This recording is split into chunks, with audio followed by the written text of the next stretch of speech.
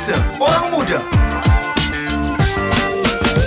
Assalamualaikum, salam sejahtera. Kita berjumpa lagi di satu ruangan yang istimewa dibawakan khas di Rakita oleh Rakan Muda Presents Kuasa Orang Muda, di mana tempatnya kita akan membicarakan berkenaan dengan bagaimana anak muda itu berkuasa dalam memberikan impak yang cukup baik dan positif terhadap negara. Jadi, sebelum kita nak mendalami topik dan kita memperkenalkan tetamu yang kita jemput pada hari ini, kita nak memberikan penghargaan kepada penyedia tempat pada hari ini yang cukup indah. Kalau dapat dilihatkan di sekitar, cukup berwarna-warni, penuh dengan lukisan. Bertepatan dengan tajuk topik kita pada hari ini, kita ucapkan terima kasih kepada Beats and Blob, Tamarin Square, Cyberjaya kerana menyediakan kopi yang cukup enak. Saya kredit kopi dulu.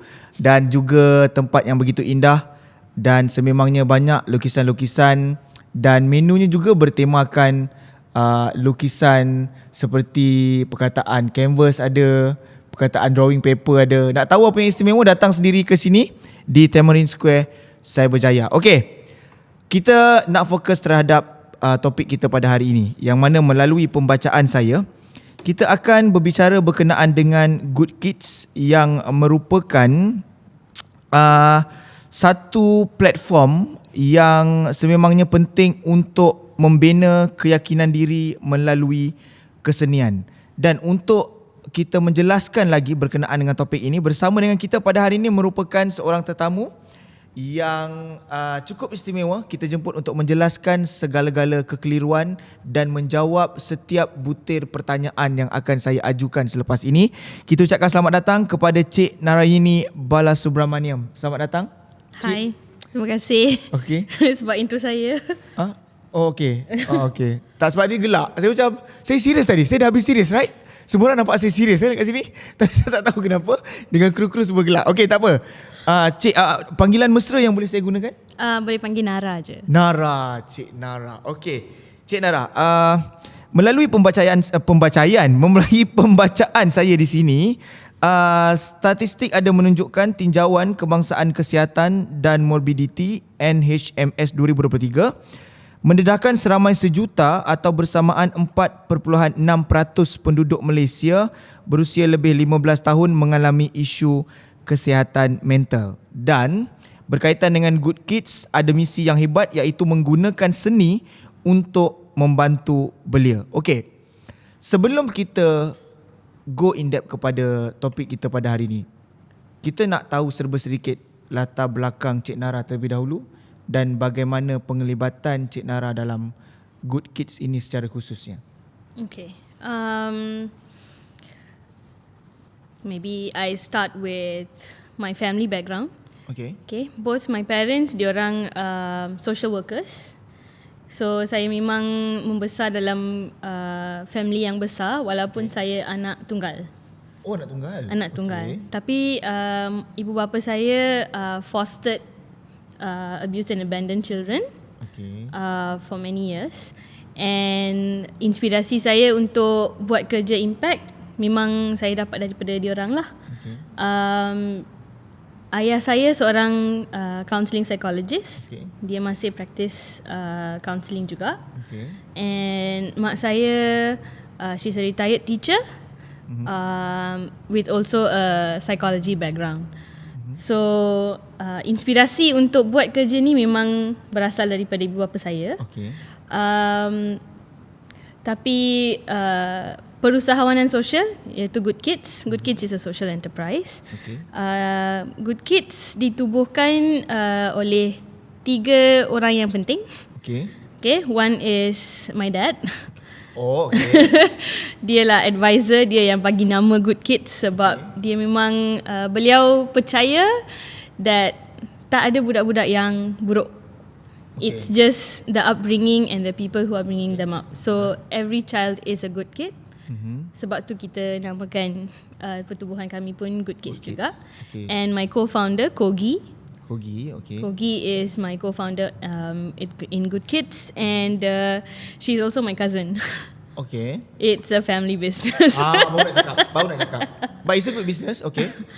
So For those who don't know what social enterprise is, our main objective is to bring about social impact and sustaining ourselves in that process. Okay. So kami mulakan program ini disebabkan ayah saya, dia menjadi counsellor at one of the NGOs. Okay. And dia mendapati yang bila dia buat counselling untuk remaja-remaja terutamanya, kesan dia tak how to say, it doesn't last very long.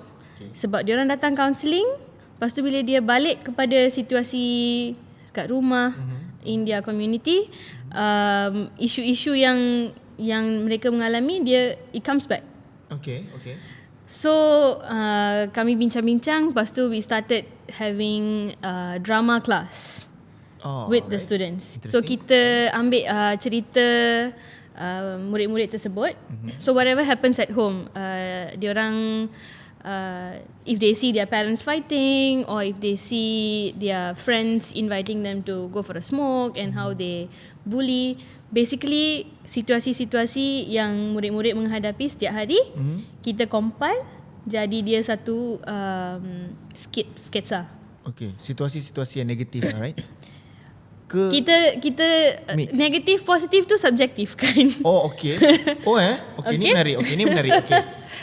Okay, kejap. Sebelum you continue, I nak tahu kenapa you cakap positif and negatif is subjektif. Kita nak tengok positif and negatif, we are already labeling the experience. Kan? Tapi bila kita melihat situasi tersebut dari perspektif seorang observer, kita hanya penonton contohnya. How I'm going to interpret that situation is up to me. Okay. Kan? So in the perspective of the students, situasi-situasi yang dia hadapi tu, mungkin untuk saya kata merokok tak baik. Okay. Dia pun tahu tak baik. Tapi dia merokok juga, kenapa? Sebab untuk dia, bila dia merokok, dia rasa seronok. Alright. So positif and negatif, kalau saya dah label, susah untuk saya nak approach student tersebut and make them think about consequences and buat pilihan dia sendiri. Okay. Itu menjadi we are not giving them free will to choose what is right for themselves. Okay, dia menarik. Okay, tak apa, kita teruskan dulu. Okay. So anyway, coming back to the situation. So kita compile cerita-cerita tersebut, and when we did the skit, kita jemput cikgu-cikgu, kita jemput ibu bapa untuk datang melihat persembahan tersebut. Okay. And after that, the response yang kami terima daripada ibu bapa dan juga cikgu-cikgu dekat sekolah tersebut, memang it was not something that we expected. Sebab murid-murid yang biasanya dihantar untuk program-program macam ni, usually di-label difficult students, ada isu disiplin, ada masalah, ataupun tak ada confidence macam tu. Tapi bila kita tunjukkan kepada ibu bapa dan juga cikgu dekat sekolah yang murid ni memang ada capability lah. They actually have leadership qualities. These are students yang tak boleh dibiar tanpa pengawasan cikgu dalam classroom. Faham. But dia pula jadi ketua dalam situasi tersebut. So when teachers see that, that's when initially saya tengok dia negatif, tapi sekarang dah positif. You see? So when that happened, when that change happened, and we saw that students actually sustain the impact for a longer time, sebab dia faham yang background dia bukan senang. Orang lain tak faham background dia, and kelakuan dia atau behaviour dia tu is actually a response to what difficulty they are going through at home.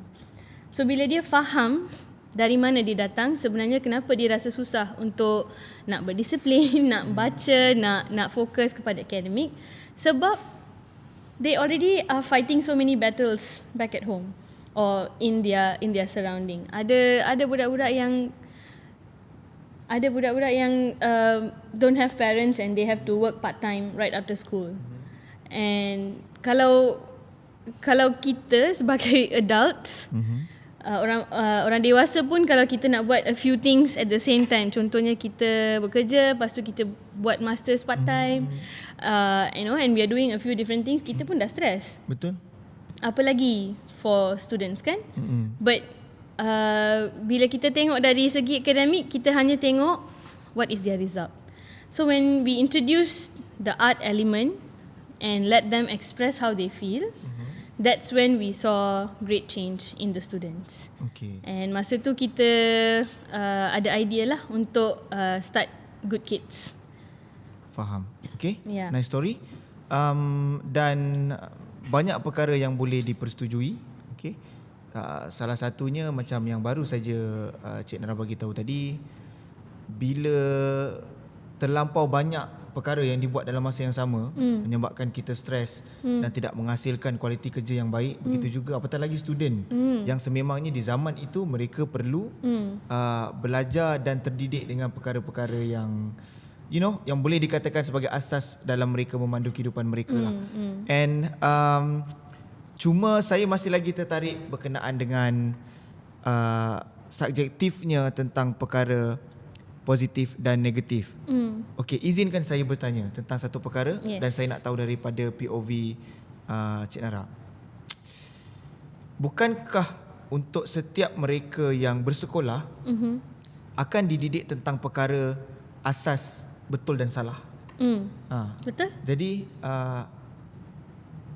dalam pada masa yang sama kita kena elakkan daripada kita labelkan sesuatu perkara itu terus salah.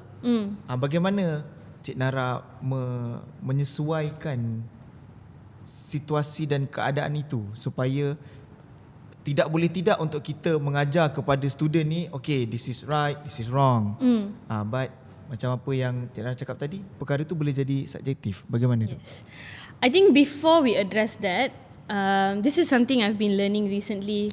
Sebab saya belajar, I'm doing my studies part-time in professional counselling. Okay. And this is something that I recently learned. That sebagai manusia, sampai umur 25, dalam otak kita ada prefrontal cortex, kan? Okay, that is used for reasoning. So, prefrontal cortex, development dia akan sempurna only when we are 25. Okay. So, sampai 25, our reasoning is very, I wouldn't say unstable, but it's not there yet. It's not there yet. So this is the age where students, children, whoever's growing at that point, right? Dia kena eksperimen, dia kena belajar untuk membuat keputusan dia sendiri. Kalau saya dah cakap ini baik, ini buruk, then you are not developing your prefrontal. You are just following my rules. Okay. Kalau saya nak develop students yang obedient, then that's the way to go. Tapi we at GoodKids believe that kita nak empower students. Dia yang kena tahu benda ni betul sebab apa, benda ni tak betul sebab apa. Dia kena faham konteks situasi tersebut dan faham apa yang betul, apa yang salah berdasarkan willpower dia sendiri. Their own conscience. Faham. So kalau kita terus cakap okay, benda ni betul, benda ni salah, we are robbing them that opportunity to think for themselves. Bila dah dewasa pun dia akan asyik tercari-cari siapa akan bagi saya instruction, saya ikut saja. Faham. Faham? Yeah. Dia on the bigger picture, dia akan memberikan impact yang lebih besar. Faham? Yeah. Saya teringat kata-kata lecturer saya, dia pernah bagi tahu dalam life kita kena train diri kita supaya kita tidak pin by numbers. Lecturer saya dah meliang dah lecturer saya tu, tapi saya ingat pesan dia, Prof. Cheskiner, dia ada cakap, dia kata dalam life kita ni, dia cakap bahasa Inggeris bukan bahasa Melayu. dalam life kita ni kita jangan pin by numbers. Bermakna nombor 1 kita colourkan semua biru, nombor 2 hijau, hijau. Kita tidak macam you cakap tadi apa? Tak explore, prefrontal cortex. Ya. So, I setuju dan itu satu perkongsian yang menarik. Walaupun kita baru di talk set yang pertama, banyak lagi akan kita tanyakan dan kita ingin kongsikan selepas ini. Jadi terus bersama-sama kami dalam Rakan Muda Presents Kuasa Orang Muda.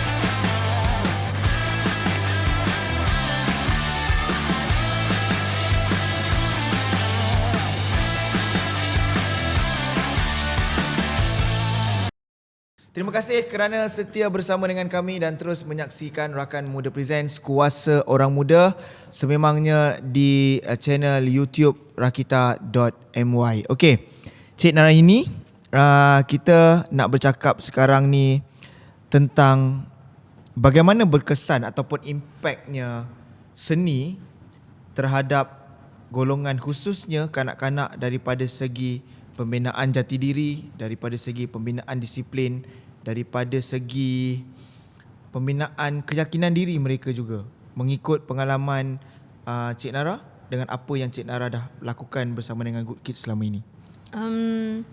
Okay, this opinion can be quite controversial. Okay. Sebab kita, especially I think up to my generation, kita dah biasa dengan routine, kita dah biasa dengan structure.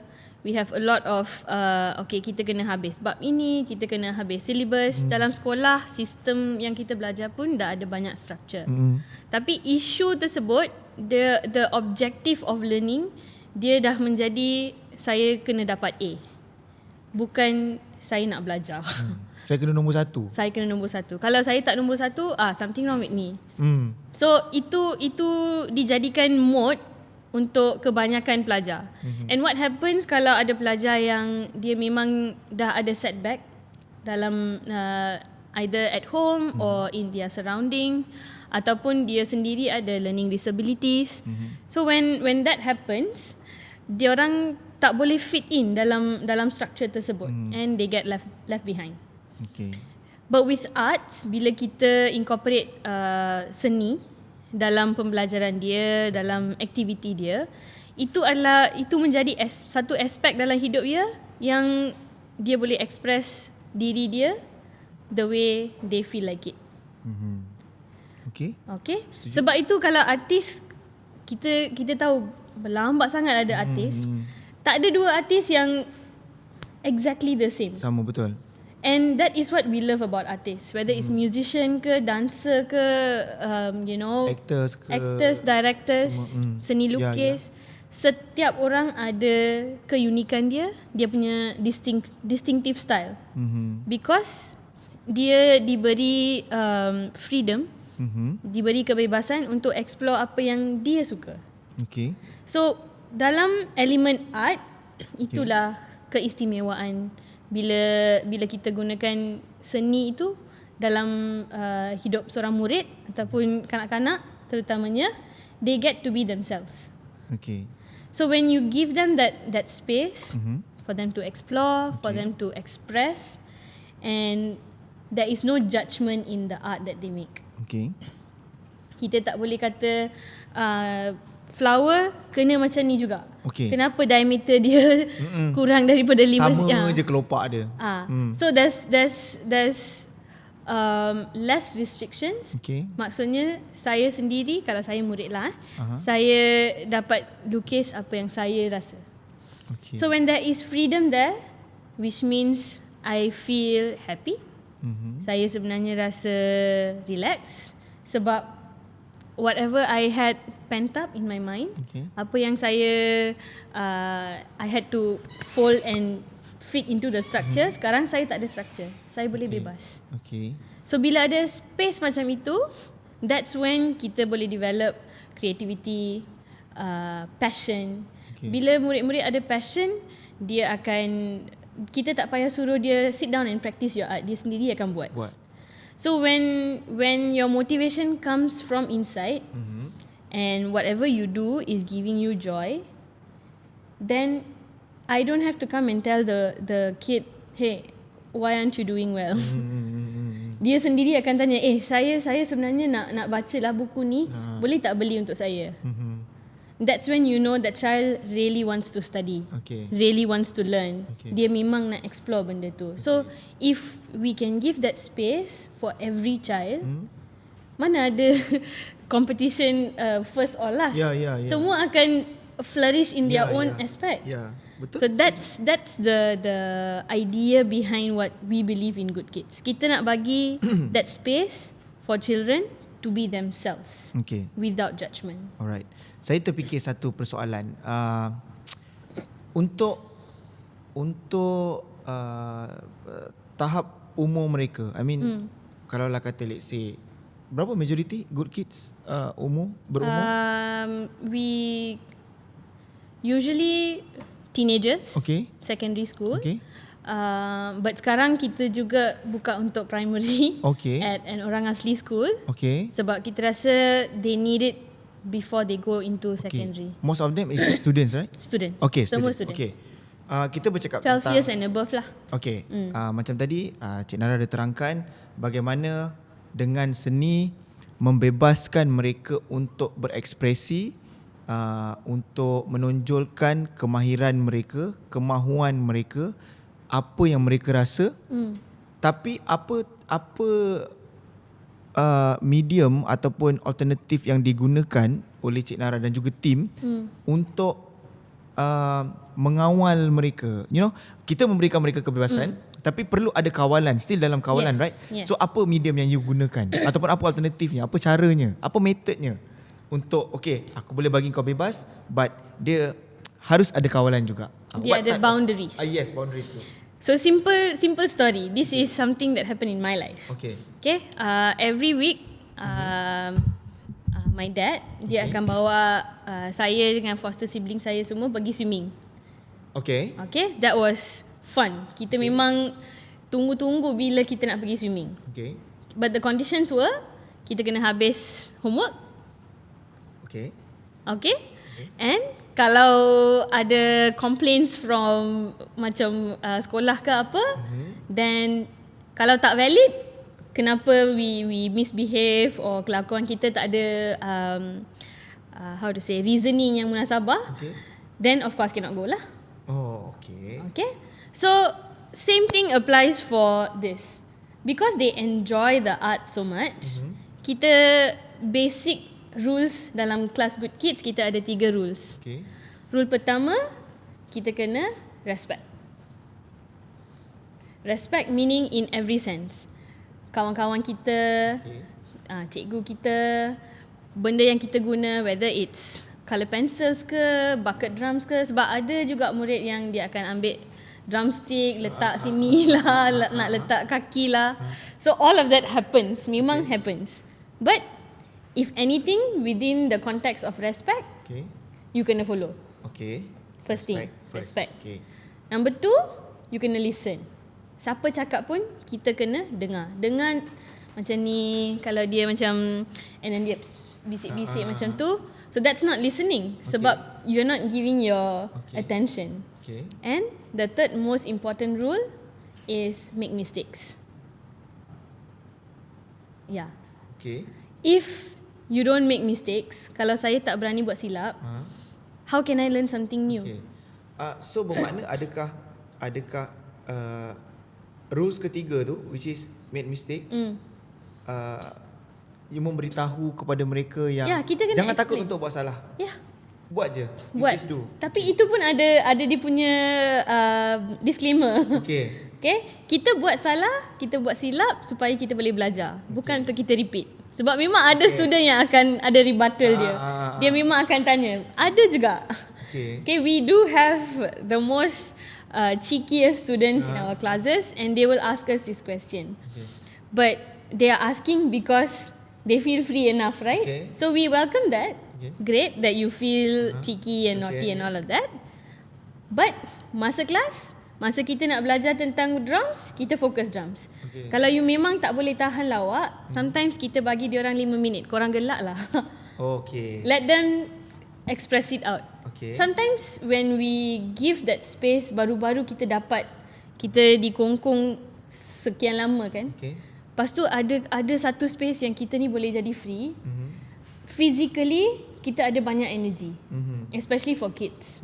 So it's actually proven in research that when they are experiencing this kind of joy or any extreme emotions, sometimes it's good to let kids move around and let them just get hyper. Bagi dia keluarkan energy tersebut. So that's why sometimes you see when kids are really excited, they get all jumpy and like they're like really excited and you can't reason them out. So bagi masa dia dulu, and then after that come back. Sebab I negotiate with you kan. I bagi you 5 minit dah. You habis gelak, and then we kena fokus balik. Sebab I only have 2 hours with you, 1 hour with you.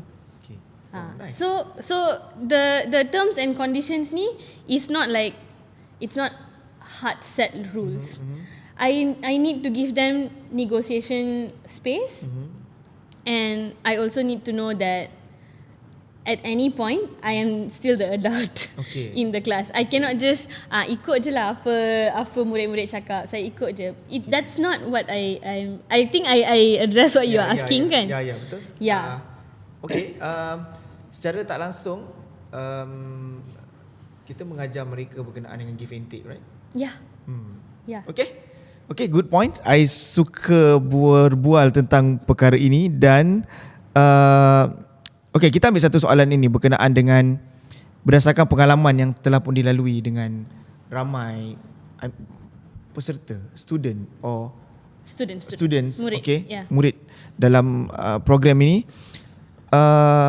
Apa perubahan yang paling ketara yang you dapat lihat daripada mereka yang berada di bawah program ini berdasarkan pengalaman you sebelum ni? Mungkin ada 1-2 peristiwa yang rasa I macam surprise gila, suddenly someone dia macam ni, ada tak? I think kalau nak cakap tentang stories macam ni, I think 1 episod pun tak cukup lah. Kita tambah 3. Okay. But the most recent one that yang saya nampak, this is with another teammate of mine. Her name is Pui. She's one of the teachers at the Orang Asli School as well. So masa lockdown kita terpaksa buat kelas online. So what she did, she came up with this brilliant idea. Dia akan bagi package, activity packs. Tapi dia akan tulis tarik dekat package tersebut. So sampai tarik ni, you cannot open the package.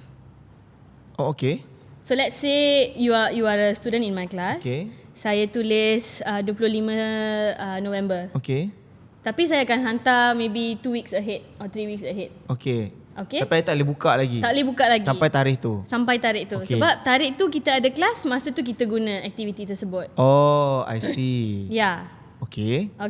And she sent it to primary school kids. Okay. And this is during the pandemic. Tak ada orang buat pantauan ke apa-apa kat rumah. We don't do house visits masa tu. And so what she did was, setiap murid dia yang kena buat kelas for each week. So dia dah ada jadual lah. So at the end of the program, baru dia orang boleh buka yang package tersebut. And every week, murid-murid yang kena organize the whole class. Which means slides, games, activity, semua dia kena buat.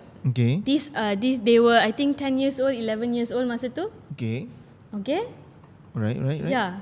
10 years old, 11 years old. And what we did, we took the role of the students. So my friend and me, kita sengaja tak datang kelas. Oh, okay. Kita sengaja tak login. Lepas tu dia orang call. Hello, Teacher Nara, kita nak start kelas lah. Lepas tu saya bagi dia alasan. Sorry lah, saya nak pergi beli gula dekat kedai. Okay. Saya nak pergi sini. Okay. Lepas tu dia orang akan, tak boleh, ni kelas tau, ni kena datang tau, kena login tau. They took the role of the teacher and they actually ran a whole class. So each student of 11 years old, 10 years old, dia buat slides, dia buat Kahoot, dia buat quiz apa semua. Lepas tu dia reminder dalam group the day before, dia kata tolong bawa colour pencil esok untuk kelas kita. Dia ingatkan semua. And they actually waited until we finished everybody's presentation, baru dia orang buka package. This is 10 years old, 11 years old. Dia menarik sebab pertama tadi bila dia mengambil alih peranan dan dia ada rasa responsibility tu, bertanggungjawab. And paling penting diorang honest. Diorang tak buka benda tu ikut.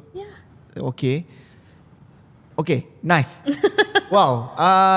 Satu kaedah yang berkesan dan mungkin boleh dipraktikkan kepada semua yang sedang dengarkan dan saksikan kami sekarang ini. Next kita akan terus pergi ke perkara berkenaan dengan pekerjaan sosial selepas ini. Terus bersama kami dalam Rakan Muda Presents Kuasa Orang Muda.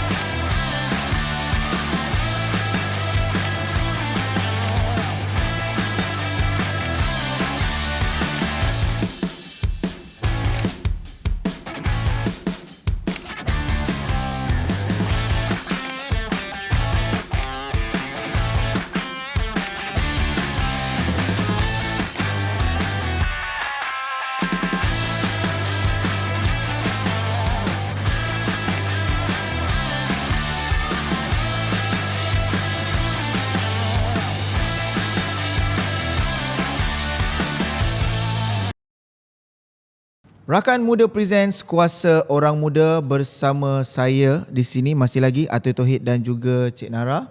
Dan kita ingin bualkan berkenaan dengan, kali ini kita fokus terhadap kerja sosial yang dilakukan oleh Cik Nara, yang mana bekerja bersama dengan belia komuniti B40.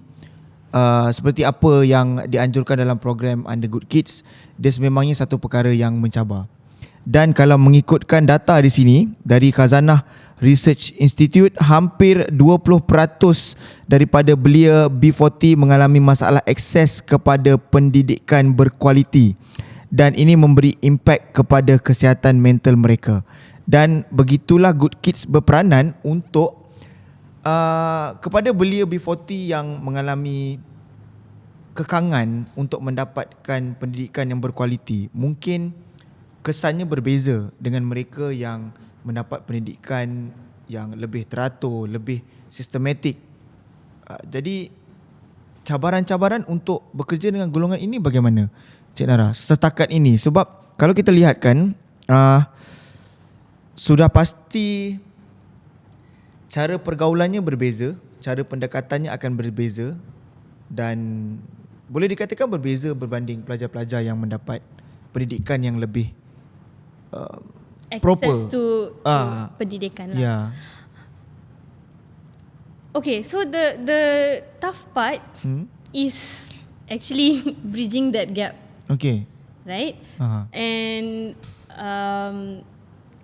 that's not the only difficulty that happens when kita nak sampaikan pendidikan kepada golongan B40. Okay. So murid-murid daripada golongan B40, I don't think it's only 20%. Maybe there's a recent study that shows a bigger percentage. The issue with students from the B40 is that walaupun kita cuba nak it's macam kita force feed them. Okay, kita bagi tuition, kita bagi ni, tu semua. Tapi from dari aspek kesihatan mental ni, murid tersebut they are not equipped to receive that much. Because of whatever I mentioned earlier kan. Dia ada kekangan-kekangan dekat rumah, dekat community. Ada yang dia tak ada tempat nak membaca, or they have to take care of their younger siblings. Banyak-banyak lah. Dia ada isu-isu kecil-kecil around them that indirectly stops them from being able to just learn. Dulu mak saya kata, you ada satu tugas saja. You kena baca. Itu saja. Baca. But these kids don't have that. Sometimes they have to take over the mother's role. Sometimes diorang yang kena jaga adik-adik. Sometimes dia yang kena tengok nak kena masak apa. Sometimes dia kena tolong mak dia, ayah dia dekat kedai. So situasi diorang ni random sangat, and it actually demands a lot of energy from them. So by the time diorang balik, dia nak baca, dia memang dah tak reti. One. Two, when you come from a low socioeconomic background, there's a higher chance of you to develop low self-esteem. Bila kita kurang keyakinan diri, motivasi kita untuk nak belajar, jadi curious, benda tu semua akan kurang. Kita tak ada the sense of inquisitiveness. So these are the things yang at GoodKids yang kita rasa jadi cabaran untuk murid-murid. That's why kita develop modul kesedaran kesihatan mental ni, supaya mereka tahu, okay, benda ni memang berlaku. Kalau saya rasa murung lebih daripada 3 minggu tanpa sebab, tak ada apa yang buat saya rasa happy, saya kena cakap dengan siapa? Saya ada option untuk minta tolong kat siapa? So bila kita bagi diorang kesedaran yang ini, kita bagi dia akses kepada servis-servis yang valid, yang profesional, that's when kita empower diorang. Sekarang saya ada option untuk minta tolong dekat sini. Saya boleh solve this problem. Kalau saya rasa stress sangat, saya buat apa untuk saya so that I can develop my coping skills, and saya tak rasa berapa that much of stress. Saya boleh manage stress tersebut, dan saya boleh fokus kepada what is important for me. So those are the skills yang saya rasa kita perlu memupuk dalam kalangan remaja, not just B40 lah. Saya rasa semua orang pun ada lah. Semua orang. And it's more apparent in the youth in the B40 because of their situation. I think recently we've been working with PPR communities juga. Just their daily living space is very very difficult to, kalau kita jadi pelawat pun kita pun rasa susah hati. Sebab bila kita masuk tempat tu pun kita rasa macam orang tinggal sini setiap hari Macam mana boleh ada orang kita akan ada question tu. Tapi bila dia pergi sekolah, cikgu tak tengok benda tu. Cikgu hanya nampak dia tak habis kerja rumah. Cikgu tak nampak even ada cikgu yang tak tahu pun. Ada cikgu yang tak tahu. Ataupun cikgu tahu pun, cikgu nak tolong macam mana? Ini bukan dalam kuasa dia. Ya, betul. So banyak aspek yang affect the students.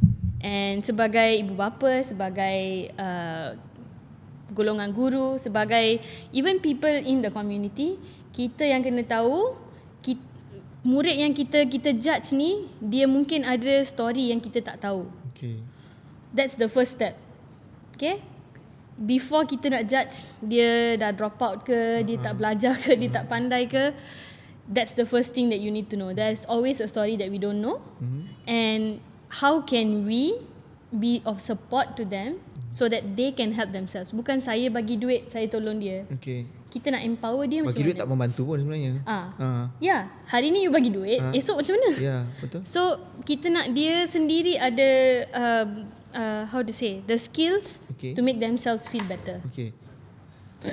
Berdasarkan apa yang you cerita, apa yang you boleh kongsikan? I mean, apa yang you pelajari ataupun apa yang you perolehi bila bersama dengan golongan-golongan ini?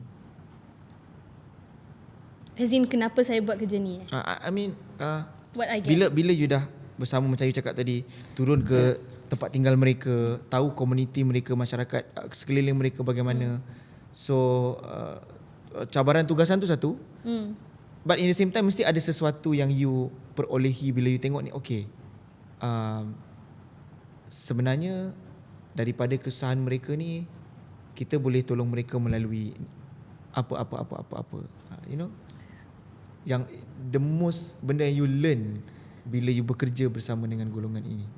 I think especially bila kita develop modul tersebut lah. Sebab saya dengan team saya yang develop modul tersebut, dan bila kami bincang, the first thing that we wanted to do is kita bagi tempat untuk murid-murid selamat jadi diri dia sendiri. Okay. When you are safe to be yourself, that's when you can achieve your true potential. Lepas tu, when you have that confidence, you sendiri akan buat. You will take charge of your community. You will take charge of the issues in your life. Somehow you will find a way where you will get solutions done. But sampai you dapat confidence tersebut, it's very hard for you to take care of yourself. Macam mana you nak jaga orang lain? So we just want that for kids, for them to be themselves in a safe space, and once they have achieved their own potential, they will definitely flourish. Okay. Sebab kalau macam pengalaman yang pernah saya lalui lah, saya ada juga kawan-kawan yang begini. I mean, bukanlah teruk, dia tidak teruk, tapi mungkin mereka tidak dapat seperti apa yang kebanyakan orang lain dapat. Sebenarnya mereka ada something dalam diri diorang tau, tapi let's say kita cakap contoh paling senang is kepimpinan. Mereka ada perasaan dan kebolehan tu, tapi mereka tak tahu macam mana nak bermula, macam mana, apa yang perlu dia buat, apa yang perlu dia mulakan untuk mengubah, mengajak orang lain supaya mengubah apa yang sedang mereka alami sekarang. So that's why usaha-usaha seperti ini, lebih-lebih lagi melalui seni, sangat-sangat dihargai dan diharapkan memberikan kesan kepada lebih ramai, khususnya anak muda lah, khususnya belia. Sebab mereka ini yang akan mencorakkan masa depan nanti. Okay, next kita akan terus bersama lagi Cik Nara.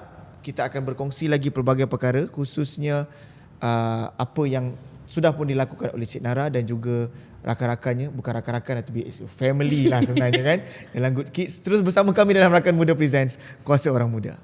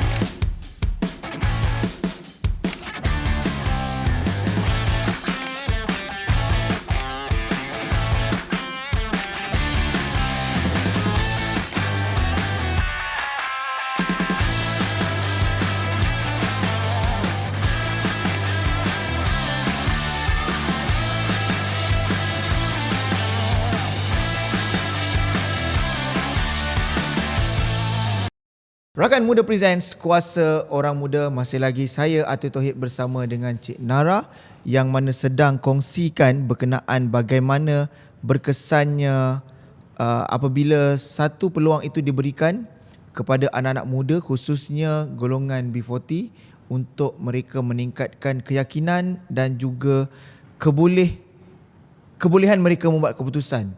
Dan pendidikan ini melalui kesenian dan ekspresi rasa mereka. So, kita nak bercakap tentang tadi, sebelum ni Cik Nara kata ada terlibat dengan what's that? Drum? Bucket drums. Okay. Bucket drums. It's a music, right? Music, yes. So, bagaimana pendapat Cik Nara, bagaimana seni dan juga muzik ini menjadi terapi untuk mereka meningkatkan keyakinan diri, khususnya anak muda, belia? Okay.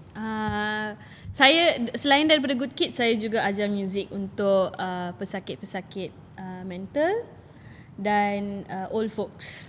Okay. Okay, that's my side hustle. Okay. So when we something about music somehow gets to everybody's heart. Saya pernah ada murid-murid yang kata saya tak suka muzik juga. Okay. I will not deny that.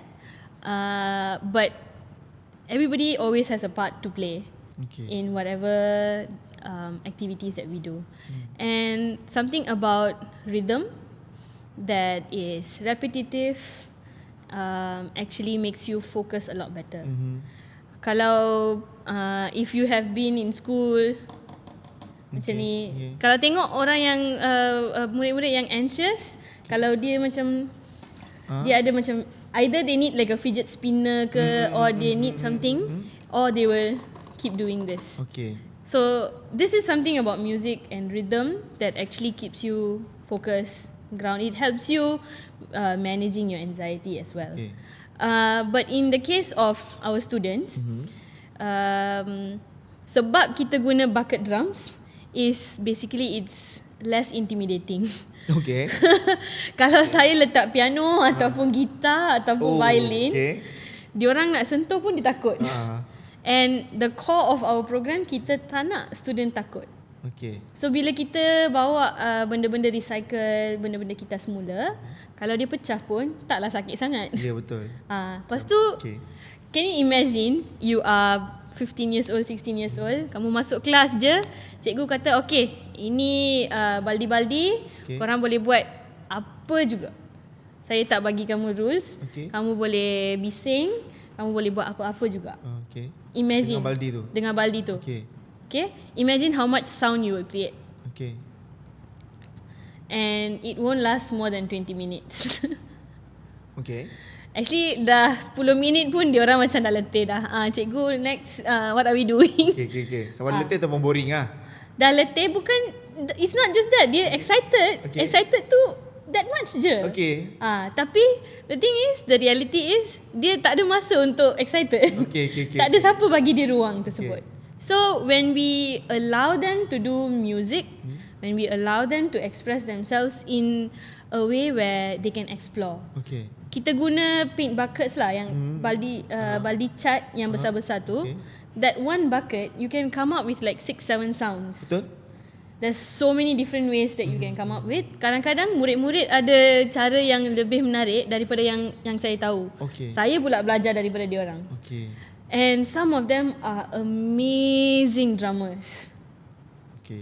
Okay, dia punya coordination, cara dia dengar, all of this are actually methods in music where you listen to layers in terms of rhythm, in terms of music, in terms of melody and harmony and all of that. And kita hanya nampak that skill in them, that capacity in them, bila diorang diberi peluang tersebut. Betul. Kalau saya tak beri peluang untuk seorang untuk menyanyi, dan saya selalu suruh dia melukis sahaja, and dia tak suka melukis, memang saya akan brand dia, oh ni not artistic student. Okay. Betul? Kan? Betul? Setuju? Yeah. Okay. So when we started using music, and that's when diorang pun rasa macam, saya sebenarnya nak belajar benda ni lah. Dia buat sangat cool. Saya pun nak cool macam dia juga. And kita juga menggalakkan peer working together in pairs. So sebab ground rules kita kena respect, so dia orang tak boleh ejek. Kalau you nak ajar dia, nak tolong dia boleh. Kalau you nak ejek dia tak boleh. Kalau you tak boleh ajar, sebab tu basic rules tadi. Itu basic rules. So when you pair them up, when I dah tak ada confidence tapi I tahu main elok-elok, then I ajar seorang lain, and then saya nampak dia dah boleh main juga, how will I feel about myself? Confident lah. So the next time when a teacher says, hey, can you help me out with this, dia akan angkat tangan. Dia kata saya boleh, sebab last time in class bila saya bantu orang, dia okay. So these kind of interactions in class helps especially when it's to do with music or coordination. Sebab mesti ada student yang boleh coordinate, ada yang tak boleh. Yeah, so get them to help each other, get them to motivate each other, inspire each other, and the class will be fine on their own. Very nice, sebab dia hanyalah bermula daripada bucket drum, tapi mereka belajar sangat banyak benda di pemahaman saya sekarang ni. Memang sangat banyak benda, the way macam mana mereka tingkatkan keyakinan tu, in the same time macam mana bila dia dah mengajar kawan dia, itu bermakna yang dia dah faham apa dia buat bila sampai dia boleh ajar, dan kemudian bila apa yang dia ajar tu berkesan, bagi confident pula dekat dia. Banyak dia a lot hanya bermula daripada bucket drums. Okay, menarik, right? Sebenarnya bukan hanya bucket drum tu saja. Dan kalau kita nak cakap macam yang Cik Nira cakap tadi, kalau kita nak bercakap tentang lakonan, tentang tarian, dia lagi banyak episod kita boleh buat sebenarnya. But it's okay, itu memang antara perkongsian yang sangat baik menjelaskan tentang apa kesan ketara daripada program ini. Okay, kita nak bercakap tentang change maker selepas ini. Kita nak tanyakan kepada Cik Nara bagaimana ataupun apakah permulaan untuk menjadi seorang change maker selepas ini. Okay, terus dengarkan kami dan saksikan kami dalam Rakan Muda Presents Kuasa Orang Muda.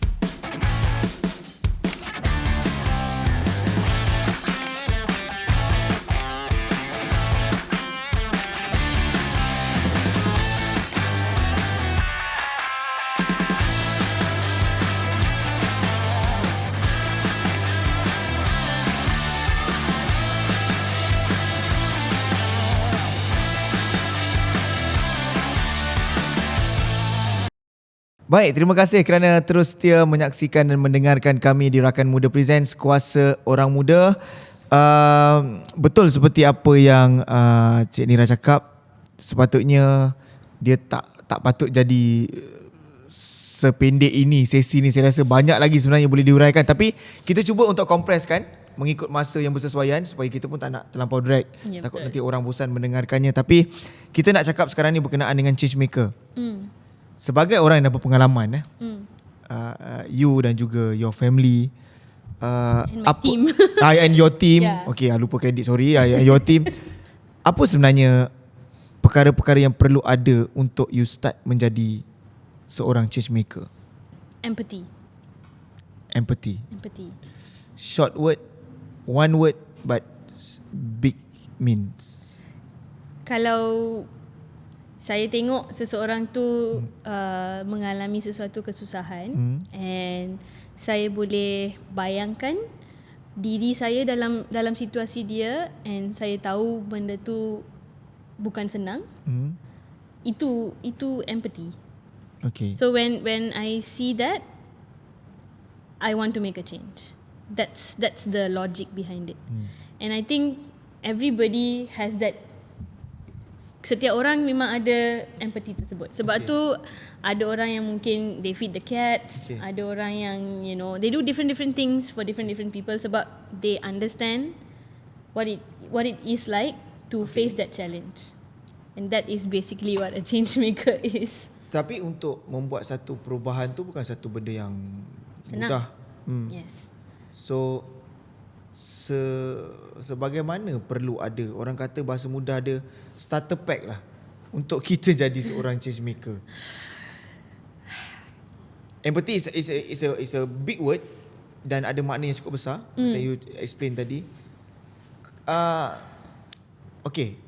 I think okay. So to come up with a startup, to macam nak bermula tu. I think The first thing is kita kena tahu kita ni di-impact oleh kesusahan siapa. Siapa target beneficiary kita. Okay. Macam GoodKids, target beneficiary kami remaja. B40 remaja. So untuk target beneficiary ni, what is it that they need? Apa yang dia perlukan? That's why I was talking about kita kena prepare dia in terms of mental health. Sebab tu kita buat kesedaran kesihatan mental supaya dia sedia untuk menerima apa-apa yang dia akan receive in terms of pendidikan, access, whatnot. Kalau target beneficiary saya adalah golongan B40 sahaja, dari segi apa saya nak support B40?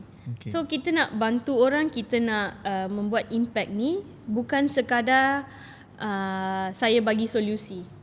Tapi kita kena tengok macam mana walaupun dia problem ni akan berlaku sekali lagi, komuniti tersebut, target beneficiary tersebut, boleh tak dia handle sendiri? Macam mana kita nak kuasakan dia untuk solve dia punya problem sendiri? Apa yang dia perlukan? That's when impact kita ni jadi sustainable. Kalau saya nak solve the problem dengan duit je boleh. Sekali saya buat lah. 2-3 kali tak boleh. Sementara je lah pun benda tu. Sementara. So the idea behind making an impact, the most important thing is of course empathy. Knowing who our target beneficiaries are, apa yang dia perlukan, and how can we help them to equip themselves to solve their own problem. Betulkah kalau saya salah dengan kenyataan ni? Kita berada dalam satu komuniti ataupun masyarakat yang sukar untuk menerima satu perubahan. Bagaimana you menghadapi perkara tu? Lebih-lebih lagi bila kata I faham, I ada empathy, I melihat you, I nak bawa satu perubahan, but bagaimana nak bagi orang menerima perubahan tu? We cannot help people who don't want to help themselves. So it's depend on them. Yes. Yes. Kalau saya ada kedai makan, orang tu tak lapar, saya tak boleh force dia datang beli makanan. Sama juga. It's the people who need help and who want help. They are the people who we can cater for. Kalau ada orang yang dia kata walaupun saya dalam masalah, saya tak nak pertolongan, kita tak boleh cakap kamu ada masalah lah, ambil pertolongan saya. Tak boleh. Kita force pun balik pada dia jugalah. Dia lah juga kena nak. Yes. That's actually something that I learned the hard way. Alright. Saya terfikir soalan tu tadi, kenapa tahu? Macam you cakap, you bermula sebelum seni lukis, you mula dengan seni persembahan. How you nak yakinkan, you akan bagi tahu kepada parents dulu you punya modul, right?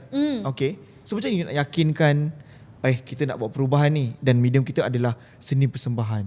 So kita tak boleh approach parents secara terus. Kita mesti ada representatif dari komuniti ataupun sekolah. So kalau sekolah, kita ada guru bimbingan kaunseling. Dia yang akan select student-student yang perlukan perhatian yang special sikit, and dia akan inform parents. Kalau komuniti, kita ada community rep. Dia akan berbincang dengan ibu bapa dalam komuniti tersebut, and then kita akan buat program ini untuk murid-murid dia. So sebab kadang-kadang ada macam you cakap, kita bergantung pada guru-guru kaunseling ataupun kaunselor di sekolah atau cikgu-cikgu di sekolah. Tapi masih ada cikgu-cikgu yang berpendapat seni persembahan itu melalaikan.